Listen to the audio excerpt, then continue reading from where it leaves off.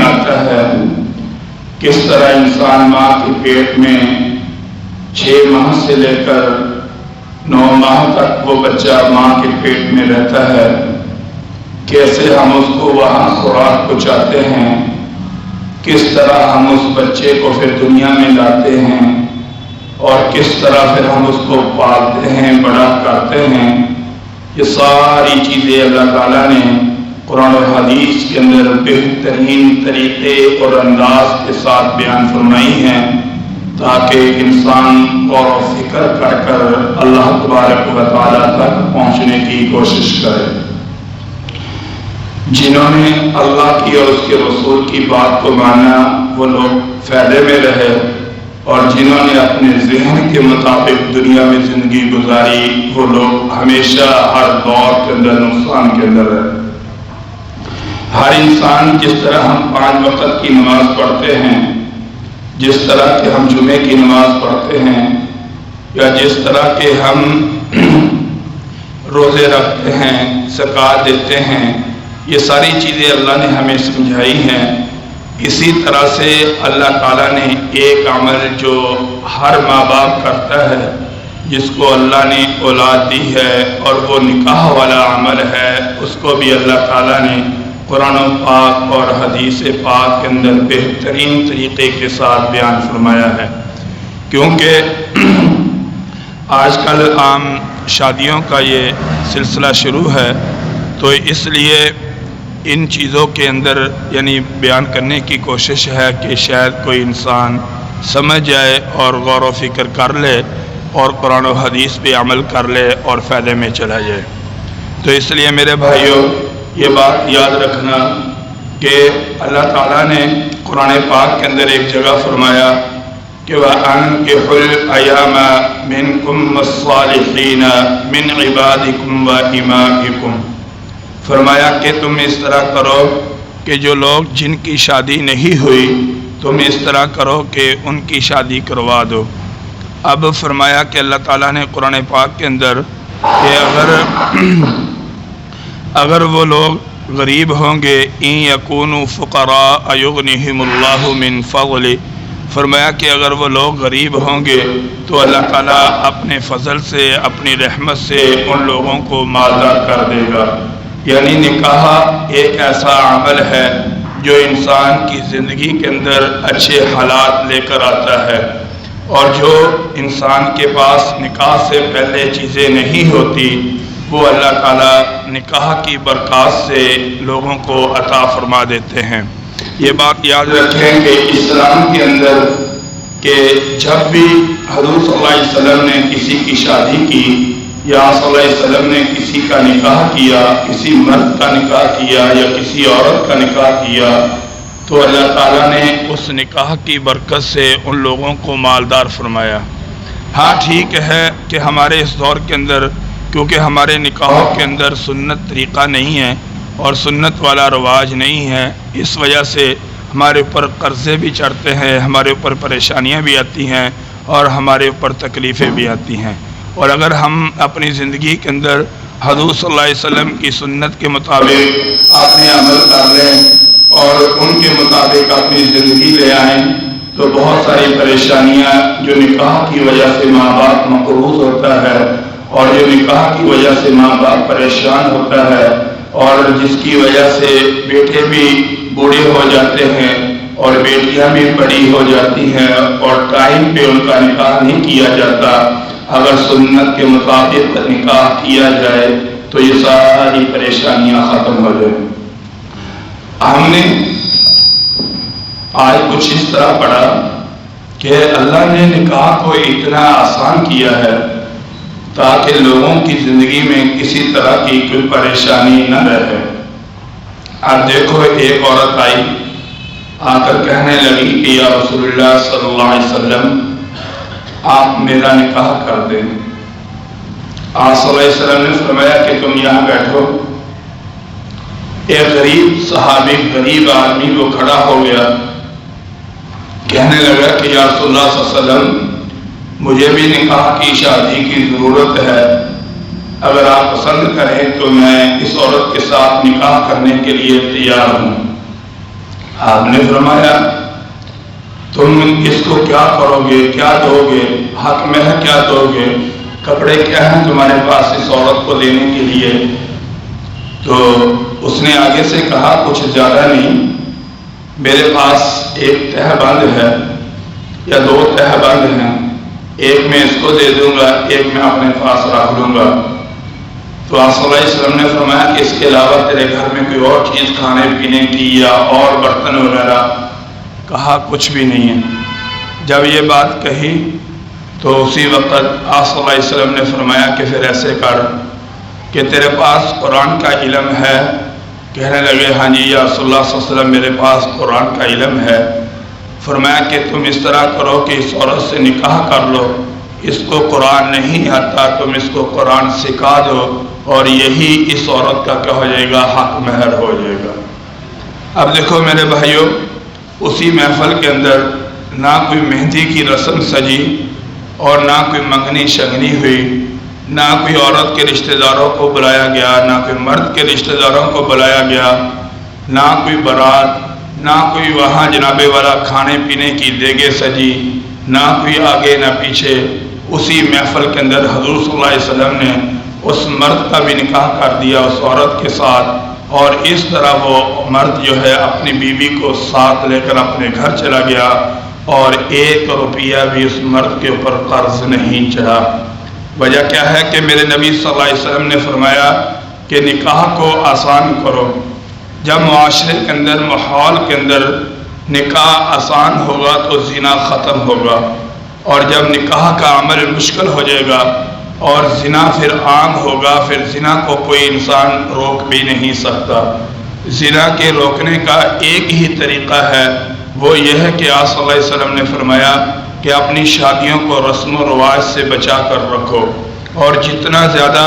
سنت کے مطابق اپنی شادیوں کو کرو گے اور جتنا تم زیادہ سنت کے مطابق اپنی بیٹی کا یا بیٹے کا نکاح کرو گے، اتنی زیادہ اس زندگی کے اندر سکون آئے گا اور اس گھر کے اندر برکات آئیں گی، اور اس عمل کی وجہ سے مرد اور عورت کی زندگی کے اندر نورانیت آئے گی۔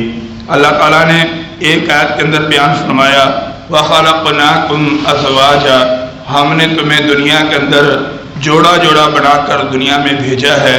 اللہ نے تمہاری جوڑیاں دنیا میں بنا، آخرت میں پہلے پیدا ہونے سے پہلے بنا دی تھی، اب تم نے ایک دوسرے کا سبب بننا ہے جوڑی بننے میں، یعنی نہ مرد کو پتہ نہیں ہوتا میرا نکاح کہاں ہونا ہے، عورت کو پتہ نہیں ہوتا کہ میرا نکاح کہاں ہونا ہے۔ ایک دم اللہ تعالیٰ ایسے اسباب پیدا فرماتا ہے کہ ان اسباب کی وجہ سے اس مرد اور عورت کا آپس میں نکاح ہو جاتا ہے، کیونکہ حدیث میں قرآن پاک میں اللہ نے فرمایا کہ ہم نے تمہیں پیدا کرنے سے پہلے ہی جوڑا جوڑا بنا دیا تھا، اور جس نے جوڑا بننا ہے اس کو جوڑا بننے سے کوئی روک نہیں سکتا، اور جس نے بننا نہیں اس کو کوئی بنا نہیں سکتا۔ یہ میرے رب کے قانون ہے۔ کئی ایسی شادیاں ہیں کہ بارات جاری ہوتی ہے اور راستے میں ایسے حادثے ہوتے ہیں کہ ادھر دلہا بھی مر جاتا ہے، دلہن بھی مر جاتی ہے، کیونکہ ان کے مقدروں کے اندر وہ چیزیں ہوتی نہیں، اس لیے ان کو کوئی وجود میں لا نہیں سکتا۔ حضرت سلمان فارسی رضی اللہ تعالیٰ عنہ، یہ تقریباً اللہ نے ان کو بڑی عمر دی، اور یہ ابن الاسلام کے نام سے مشہور تھے کہ اسلام کی خاطر یہ اپنے گھر سے نکلے اور اپنی بڑی شان و شوکت والی زندگی چھوڑی، اور اس طرح پہلے غلام بن گئے۔ غلام بنتے بنتے مدینہ پہنچے، حضور صلی اللہ علیہ وسلم کے پاس آئے، آپ صلی اللہ علیہ وسلم کے پاس آ کر مدینہ میں رہنے لگے۔ تو ان کو دل میں ایک دفعہ یہ خواہش پیدا ہوئی کہ چلو میں شادی کروا لوں اپنی، لیکن ان کے پاس نہ ان کا کوئی باپ تھا، نہ کوئی ان کا ماں تھی، نہ ان کی دادی، نہ نانی، رشتہ داروں میں بھائی بہن ان میں سے کوئی بھی نہیں تھا۔ یہ اکیلے تھے مدینہ کے اندر، اور ان کے علاوہ ان کے پاس کوئی بھی نہیں تھا۔ انہوں نے اپنے ایک دوست کو کہا کہ آپ ایسے کریں کہ فلانی جگہ مجھے پتہ چلا ہے کہ رشتہ ہے، اور انہوں نے بچی کا رشتہ کرنا بھی ہے، تو میرا رشتہ لے کر وہاں چلے جاؤ۔ وہ گئے اور انہوں نے جا کر حضرت سلمان فارسی رضی اللہ تعالیٰ عنہ کے لیے رشتہ طلب کیا۔ تو انہوں نے کہا دیکھو ہم مدینہ کے اندر رہتے ہیں، یہ بہت نیک آدمی ہے، حضور کا صحابی ہے، لیکن ہم اس کو اپنی بیٹی کا رشتہ نہیں دے سکتے۔ بڑی بحث ہوئی، بڑا مباحثہ ہوا، تو یہاں تک کہ انہوں نے یہ لفظ کہہ دیے، اب ہم تمہارے ساتھ اپنی بیٹی کا نکاح کر سکتے ہیں، لیکن ہم اس کے ساتھ اپنی بیٹی کا نکاح نہیں کر سکتے۔ تو انہوں نے کہا چلو مجھے بھی رشتے کی ضرورت ہے، تو انہوں نے ادھر بیٹھ کر اسی جگہ پہ بیٹھ کر ایجاب و قبول کیا اور نکاح کیا اور اپنی بیوی کو اپنے ساتھ گھر میں لے آئے۔ جب شام کا وقت ہوا تو حضرت سلمان فارسی رضی اللہ تعالیٰ عنہ کو یہ صحابی ملے، کہنے لگے کہ میں شرمندہ ہوں کہ مانگنے تمہارے لیے رشتے گیا تھا، لیکن انہوں نے مجھے رشتہ دیا، تیرے لیے رشتے کا اقرار کیا نہیں، تو میرے لیے اقرار کر لیا تھا تو میں نے اپنا نکاح کر لیا، تو مجھ سے ناراض تو نہیں، لیکن صحابہ کرام رضی اللہ تعالیٰ عنہ کی میرے بھائیوں جو محبت تھی نا، وہ اللہ کے لیے محبت تھی، دنیا کی محبت نہیں تھی کہ کوئی پیسے دے دے تو ٹھیک ہے، پیسے نہ دے تو ناراض ہے، کوئی مطلب دے دے تو ٹھیک ہے، مطلب نہ دے تو ناراض ہے، کوئی رشتہ دے دے تو ٹھیک ہے، رشتہ نہ دے تو ناراض ہے۔ حضرت سلمان فارسی رضی اللہ تعالیٰ عنہ نے ایک لفظ کہا کہ دیکھ میرے بھائی، نکاح تیرے نصیبوں میں وہاں لکھا تھا اور سبب اللہ نے مجھے بنا دیا، میں نے تو یہ وہاں بھیج دیا، میرے نصیبوں میں وہاں نکاح نہیں لکھا تھا، نہیں ہوا، میں اللہ کی تقدیر پر راضی ہوں، اس لیے میں تم سے کوئی ناراضگی والی کوئی بات بھی نہیں ہے۔ میرے بھائیوں، صحابہ کرام رضی اللہ عنہ کی زندگی میں اس طرح کے نکاح تھے کہ انسان سوچ کر حیران رہ جاتا ہے کہ کوئی شادیوں پہ نکاح کے اوپر کوئی خرچہ صحابہ کرام کا نہیں ہوتا تھا، حضور صلی اللہ علیہ وسلم کا کوئی خرچہ نہیں ہوتا تھا، آپس میں مسجد میں بیٹھ کر یا گھر کے اندر یا کسی مجلس میں بیٹھ کر بیٹی بیٹے کا رشتہ طے کرتے اور پھر اس کو پورا مکمل کر لیتے۔ ایسا احسن انداز وہ رشتے کے اندر اپناتے تھے کہ صحابہ کرام رضی اللہ تعالیٰ عنہ کے اوپر کسی طرح کی کوئی تنگی اور کسی طرح کی کوئی پریشانی نہیں آتی تھی۔ حضرت ابوبکر صدیق رضی اللہ تعالیٰ عنہ نے اپنا نکاح کا پیغام بھیجا حضور صلی اللہ علیہ وسلم کے گھر، آقا صلی اللہ علیہ وسلم کی چھوٹی بیٹی حضرت فاطمہ رضی اللہ تعالیٰ عنہ کے لیے۔ تو آقا صلی اللہ علیہ وسلم نے فرمایا کہ ابوبکر، مجھے دنیا میں تو سب سے زیادہ محبوب ہے، تیرے لیے میں اپنا سب کچھ نشاور کر سکتا ہوں۔ اور حضرت ابوبکر نے نکاح کا پیغام کیوں بھیجا تھا کہ میری رشتہ داری حضور کے ساتھ ہو جائے اور مجھے سعادت مل جائے، صرف یہ تھا کہ میں داماد حضور کا بن جاؤں۔ لیکن فرمایا حضور صلی اللہ علیہ وسلم نے دیکھو کہ اے ابوبکر، کرسی ڈال کے دیکھا، کہا کہ ابوبکر، اللہ نے مجھے حکم نہیں دیا اپنی بیٹی کا تو اس سے نکاح کرنے کا، میں اللہ کے حکم کے بغیر نکاح نہیں کرتا اپنی بیٹی کا۔ تو حضرت ابوبکر خاموش ہو گیا، کوئی ناراضگی نہیں، کوئی غصہ نہیں، کوئی کچھ نہیں۔ پھر اس کے بعد جناب حضرت جو ہے حضرت عمر رضی اللہ تعالیٰ عنہ نے پیغام بھیجا کہ مجھے چلو میرے ساتھ اگر ہو جائے، تو حضور صلی اللہ علیہ وسلم نے حضرت عمر سے بھی معذرت کر لی اور کہا کہ اللہ کی طرف سے مجھے کوئی حکم نہیں ہے کہ میں اپنی بیٹی فاطمہ کا نکاح عمر سے کروں۔ پھر حضرت علی کی باری آئی تو حضور صلی اللہ علیہ وسلم نے فرمایا کہ اللہ نے مجھے حکم دیا ہے کہ فاطمہ کا نکاح علی سے کیا جائے۔ اب دیکھو میرے بھائیوں، نہ ابو بکر ناراض ہوئے، نہ عمر ناراض ہوئے، اور اسی طرح سے صحابہ آپس میں بیٹھے ہیں، ہنس کھیل رہے ہیں۔ ایک دن حضور صلی اللہ علیہ وسلم نے فرمایا کہ علی تم بھی آؤ، عمر کو بھی بلا لو، اور اسی طرح سے جو ہے ابو بکر کو بھی بلا لو، آج ہم نے فاطمہ کا نکاح کرنا ہے۔ تو مسجد میں سارے اکٹھے ہو گئے۔ اکٹھے ہونے کے بعد وہاں حضرت فاطمہ رضی اللہ تعالیٰ عنہ کا نکاح پڑھایا گیا، اور اس نکاح کے موقع پر تھوڑے سے چھوارے تھے یا ساتھ تھوڑی موٹی جو میٹھی چیزیں تھی بس وہ تقسیم کر دی گئی اور نکاح کی محفل ختم ہو گئی۔ اور اس وقت آقا صلی اللہ علیہ وسلم نے رخصتی نہیں کی، وہ صرف اس امت کی آسانی کے لیے کہ اگر کوئی باپ جلدی اپنی بیٹی کی رخصت کر دے، جس طرح حضور نے اپنی پہلی بیٹیوں کی رخصتی کی تھی وہ بھی ٹھیک ہے، اور اگر کچھ دن ٹھہر کے کر دے تو وہ بھی ٹھیک ہے۔ حضرت زینب کی، حضرت ام کلثوم وغیرہ کی رخصتی فوراً کر دی تھی، لیکن حضرت فاطمہ رضی اللہ تعالیٰ عنہ کی جو رخصتی تھی آپ صلی اللہ علیہ وسلم نے وہ 6 ماہ ٹھہر کر تیاری کر کے پھر رخصتی کی۔ میرے بھائیوں یہ بات یاد رکھیں، حضرت فاطمہ جنتی عورتوں کی سردار تھی، یہ بات آپ یاد رکھیں، امام الانبیاء کی بیٹی تھی، اگر حضرت فاطمہ کی نکاح کے وقت خرچہ کرنا کوئی شان و شوقت کی علامت ہوتی، اور اگر خرچہ کرنا کوئی بہت زیادہ دنیا کے اندر عروج یا عظمت یا عزت کا سبب بنتا، یا برکت کا سبب بنتا، یا نورانیت کا سبب بنتا، یا ہدایت کا سبب بنتا، تو حضور صلی اللہ علیہ وسلم مدینہ کے پہاڑوں کو حضور صلی اللہ علیہ وسلم کے رب مدینہ کے پہاڑوں کو سونے کا بنا دیتے، اور اسی طرح سے پیسوں کی بارش اللہ آسمانوں سے فرما دیتے۔ لیکن اللہ نے اس امت کو تعلیم دی کہ جس نبی کی خاطر ہم نے اس دنیا کو بنایا، جس نبی کی خاطر ہم نے جنت کو بنایا، جس نبی کی خاطر لوگوں کو جنت ملے گی، جس نبی کی خاطر لوگوں کو اللہ کی رضا ملے گی، وہ نبی اپنی بیٹی کا نکاح اتنی سادگی سے کر رہا ہے کہ چند لوگوں کے علاوہ اس نکاح کی محفل میں کوئی دوسرا آدمی موجود نہیں ہے۔ اور اس امت کو تعلیم دی، مین مقصد، مین پوائنٹ جو ہے وہ بیٹی اور بیٹے کا نکاح کرنا ہے۔ بالغ ہونے کے بعد جب رشتہ مل جائے کوشش کرو جتنا جلدی ہو سکے بیٹی کا نکاح کر دو، بیٹے کا نکاح کر دو۔ اور بیٹے اور بیٹے کے نکاح کا پوائنٹ کیا ہے؟ فرمایا کہ لِتَسْكُنُوا إِلَيْهَا، تاکہ تمہیں سکون ملے، وہاں سے اس نکاح کی وجہ سے تمہیں راحت ملے۔ وَجَعَلَ بَيْنَكُمْ مَوَدَّةً وَرَحْمَةً، تمہارے درمیان محبت پیدا ہو، تمہارے درمیان شفقت پیدا ہو، تمہارے درمیان رحمت پیدا ہو۔ صرف اللہ تعالیٰ نے اس لیے اس نکاح کا حکم دیا۔ اگر نکاح کے بعد بیوی کو سکون ہے، اگر نکاح کے بعد میاں کو سکون ہے، اگر نکاح کے بعد گھر کے اندر سکون ہے، لڑائی نہیں ہے، جھگڑا نہیں ہے، فساد نہیں ہے، اور کوئی ظلم نہیں ہے، کوئی زیادتی نہیں ہے، پھر وہ نکاح برکتوں والا ہے۔ اور اگر نکاح کے بعد گھر کے اندر جھگڑا ہے، گھر کے اندر فساد ہے اور بے سکونی ہے،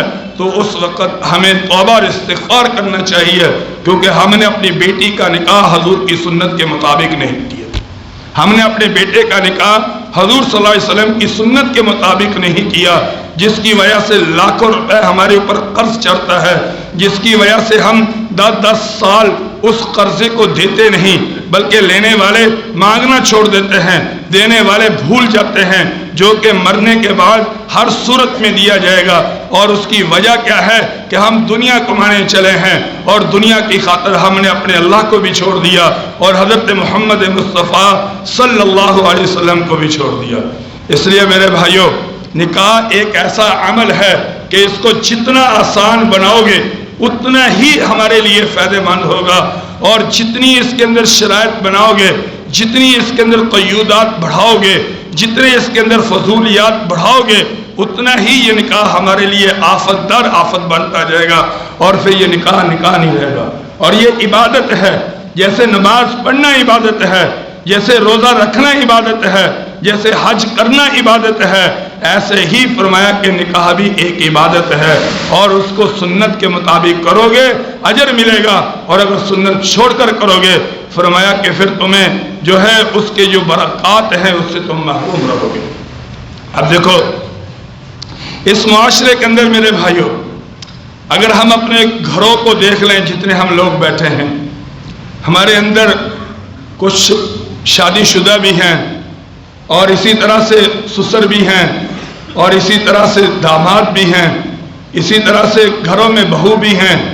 اور اپنی بیٹیاں آگے بیائی بھی ہیں۔ یہ سب ہمارے رشتے ہیں آپس میں۔ لیکن اگر ہم معاشرے کی ریسرچ کریں اور دیکھیں، واللہ ہمارے نام کے ساتھ حاجی بھی ہوگا، ہمارے نام کے ساتھ نمازی بھی ہوگا، ہمارے نام کے ساتھ تہجد گزار بھی ہوگا۔ میں نے کئی ایسی سسیں اور اپنی آنکھوں سے دیکھی ہیں کہ رات کو وہ تہجد پڑھتی ہیں، فجر کی نماز کے بعد اپنی بہو پہ ظلم کرتی ہیں، زیادتی کرتی ہیں، بیٹوں کو بھڑکاتی ہیں کہ تم یہ کرو، وہ کرو، یہ کرو۔ اور میں نے کئی ایسے سسر دیکھے ہیں کہ جو قرآن کے حافظ بھی ہیں، عالم دین بھی ہیں، اور اسی طرح سے اپنے آپ کو دین کا داعی بھی سمجھتے ہیں، لیکن گھریلو زندگی کے اندر جب ان کے گھروں میں بہو آتی ہیں، ایک صابن کے اوپر ان کی لڑائیاں ہوتی ہیں، 500 روپے کے اوپر گھر کے اندر لڑائی جھگڑے فساد ہوتے ہیں، اور طلاقوں تک نوبتیں پہنچ جاتی ہیں۔ اس کی بنیادی وجہ کیا ہے کہ جو شادی سے پہلے فضولیات خرچے کیے وہ ہمارے اوپر قرض چڑھ چکے ہیں، اب اتر نہیں رہے، گھر کے حالات بگڑ چکے ہیں، اب ایک ایک روپے کا حساب ہو رہا ہے، جب حساب ہوگا تو لڑائی جھگڑا فساد تو ہوگا۔ اگر وہی خرچے، یعنی ہم نے شادی سے پہلے بہو کا جوڑا لے لیا جی ₹1,00,000 کا، نہ لو وہ ₹1,00,000 کا جوڑا، 5-10 ہزار روپے کا لے لو، اگر وہی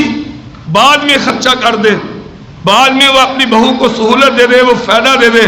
تو شاید ہمارے اس نکاح والے عمل میں برکت آ جائے۔ حضور صلی اللہ علیہ وسلم نے فرمایا، ایک حدیث میں فرمایا، ان اعظم النکاح برکتن، کہ بہترین نکاح برکت کے اعتبار سے، جس نکاح کے اندر برکت ہوگی،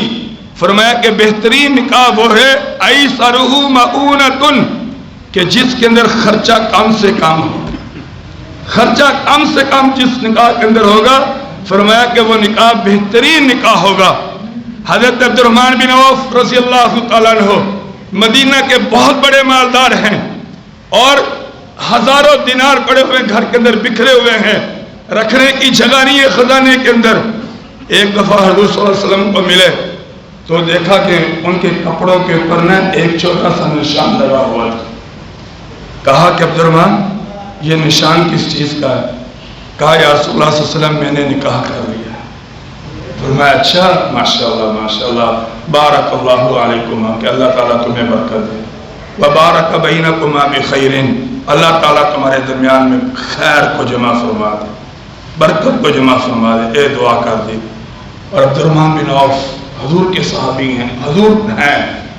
حضور کو اپنی دعوت نکاح میں نہیں بلایا، اور حضور نے شکوہ نہیں کیا کہ مجھے کیوں نہیں بلایا۔